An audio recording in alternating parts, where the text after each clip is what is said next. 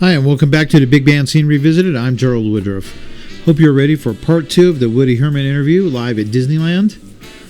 And I just wanted to point out that, as you can tell on a lot of these shows, that my dad always had a great time interviewing people. And no matter how bad of a day or the kind of mood that the person that he was interviewing is, he always made them laugh, and they always wound up having a great time interviewing with my dad. And my dad did make that a point. He can tell if someone was not having a good day, and he always tried to cheer them up, and he always tried to make them have a pleasant interview. And he didn't want it to be like, you see some of these interviews where people would just sit down and it's just dull and it's just like the standard questions and stuff like that. No, he wanted to make it special, and he wanted to make it feel one-on-one, and that was the gift my dad had with giving interviews. So anyway, let's get back. Let's go to part 2 of the Woody Herman interview live at Disneyland on the Big Band Scene Revisited. Out in the audience. to people of my vintage, early Americans. Right. Woody, I know you put yourself down as a player, but the fact remains, and let me stress this point, that you're playing better alto today than ever in the past, in spite of your denial. How do you feel about it? Now, don't tell me about the bad chops and all that. Well, I do. I enjoy playing some, as long as I don't have to be really dependent on my playing, and so that's the way I do it. When I feel it, I play. That's the only comforting part about having your own band, because you can decide when you want to play, if any. It works out fine for me. Yeah, you have complete control of that, but do you prefer the alto now more than the clarinet? I think you're more associated over the years with the clarinet.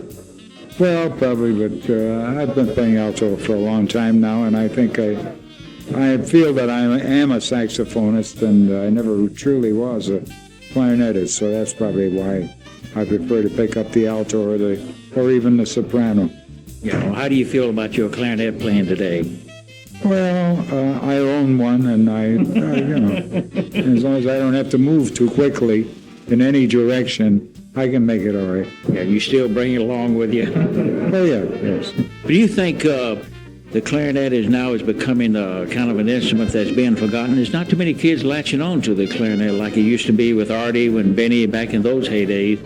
No, but there's sure a lot of great clarinetists playing in symphony orchestras, playing in brass bands, marching bands.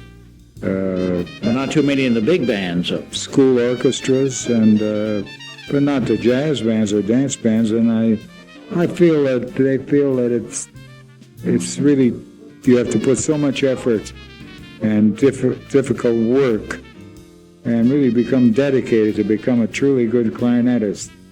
And it's much easier to do it on some other instruments, I think. Or at least young people think so. Yeah. Now, when you mention Woody Herman and Buddy DeFranco, where do you go from there? Well, there's a lot of good, marvelous young players, but they're not particularly involved, nor do they want to be in jazz music. But I think that more and more you will find a return of the instrument, because the instrument is a beautiful instrument if you want to spend the time and give the dedication that's necessary. Now, on your next direct-to-disc album, this is one where you do the Chicoria, the suite, I think you call it Suite for a Hot Band. What's the name of this album? You mentioned it tonight, but it has a long title. It's called Chick, Donald, Walter, and Woodrow. And that's the center names. Chick, of course, is Chick Corea, and Donald and Walter are the two mentors and people who have done all the music for a group known as Steely Dan. Okay, now who's the odd one, Woodrow? Well, Woodrow naturally is me. There's only one Woodrow. But now this suite for a hot band, the Chicoria, he wrote this specifically for the band. Yes, he did. He wrote it for our band, and it's a great piece of music. It's a suite in 3 movements, 3 parts, and I'm very proud of it. I think we have a marvelous recording of it. Yeah, but now, what kind of a gig would you play this at? Obviously, you wouldn't play it here at Disneyland now. I have in the past, and I probably will again. It depends on the audience. Every audience is different, and some nights, if they're very alert, then I play things like this. Has Chick ever appeared with you and on the piano and on this particular piece? Yeah, we did in a little town in Florida. See if I can remember the town. For the moment, I just can't think of the name of it, but we were playing a high school engagement, and Chick was visiting in Florida, and he came over to our concert. He drove about 50 miles, and when I found out at intermission time that he was there, Dunedin, Florida, and I got him to sit in with the band and play the suite, and he swore that he couldn't read it. After all, he'd only wrote it first. But anyway, it turned out beautifully, and I assure you that the young high school musicians in Dunedin, Florida, will never be the same. Did you ever think about, I wonder, between you and Chick of ever going on touring together with his group? We've discussed some possibilities of doing some dates together, and I sincerely hope we'll be able to. Our very first date together will be at the Newport Jazz Festival, which the 30th of this month. And you'll be doing the Suite for a Hot Band. Oh, yes, and Chick will be sitting in and playing it again. Well, I hope somebody will record that. Oh, it's all been recorded. Yeah. Yeah. But without Chick, though, when you recorded for the director disc, you used Pat Coral, I think, was with the band then. Right. That's true. Now, on the other side of the album, you're doing all Steely Dan numbers. Right.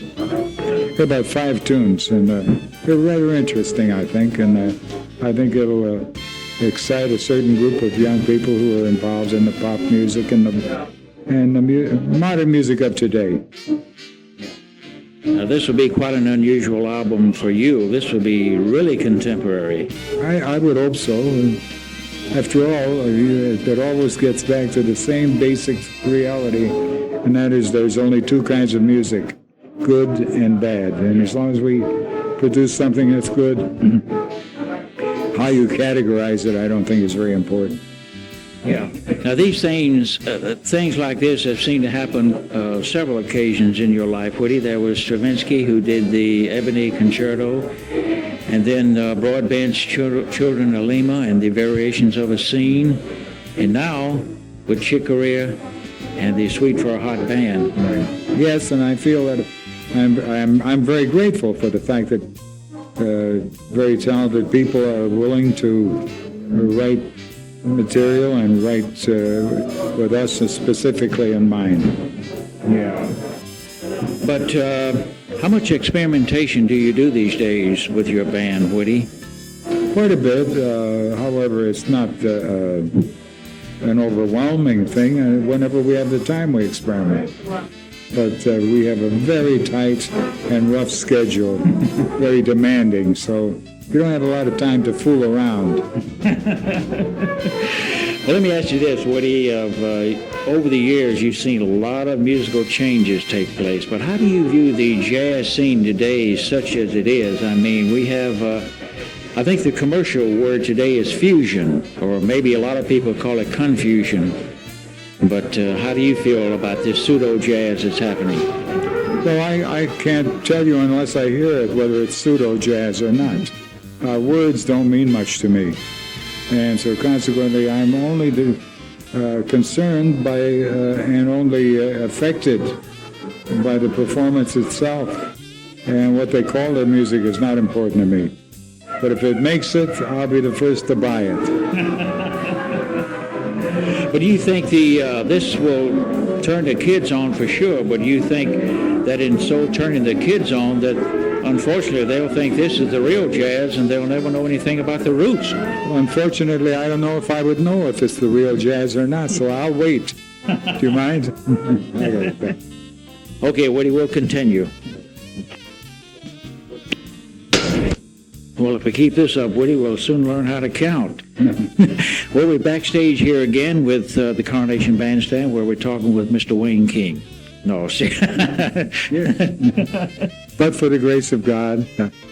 But the truth of the matter is I can't hold a long note that long, so we'll have to make it somebody else. But Woody, you think that the jazz heritage like we've known it over the years will pass from the scene? No, I can't see any reason for it to pass away, pass out of the picture. And not only that, but I think there's more enthusiasm for jazz music today than ever before in the history of this country and probably the world. The fact that there are thousands upon thousands of kids not only listening to jazz, but definitely involved in it, learning to play and are applying themselves to becoming jazz musicians. This we never had before in this country or anywhere else. Today we have more truly musically educated people than ever before in history. The caliber of musicianship is, there isn't any comparison between the young men of my time and the young men of today. So I see nothing but a brilliant future. Unfortunately, I think some people have their own personal likes in advance so far. By that simply, I mean that they're not looking at the overall picture. They're not looking at what's really transpiring and happening today in jazz music. And for that matter, they're not really aware and they're not tuned in to the age we're living in. Yeah, that's true. But now, do you think the big jazz bands will ever receive their just due as a true art form and receive wide acceptance, or do you think it'll just remain just more or less for the connoisseur? Well, I feel that there's more people listening today than ever before, which is a healthy sign. The fact that there are several million young people playing big band jazz and big band music makes it all the more reasonable that this is a music that will just go on and on to further heights, not to lesser heights. The fact that it was once the popular music of America has nothing to do with the real form of the big band, because all those bands that were generally speaking, all the bands that were most successful during the big band period have been defunct for years.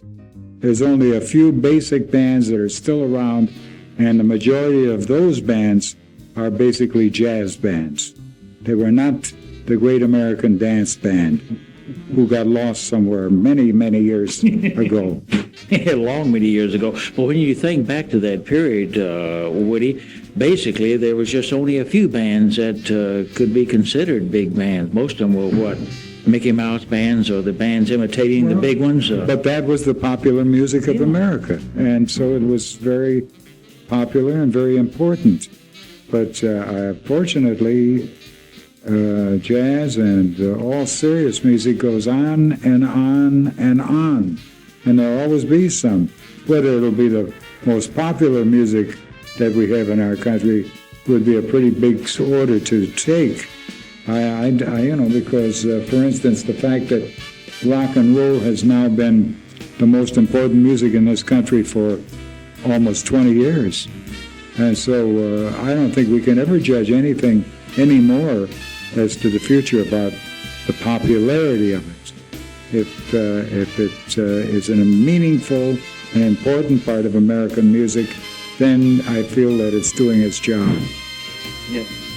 But although they say rock and roll has been around for about 20 years, a lot of people forget that the big bands have been around a lot longer than that and have survived all these many years. That's very true, yes, indeed. But once again, I don't think any of us have a crystal ball, and we don't know what the future has in store. But when I see a great amount of very finely prepared musicians coming along, then I feel there is a future for all music. Hope you enjoyed part 2 of the Woody Herman interview live at Disneyland. So for the Big Band Scene Revisited, Fred Woodruff Productions and Sierra Pine Studios, I'm Gerald Woodruff.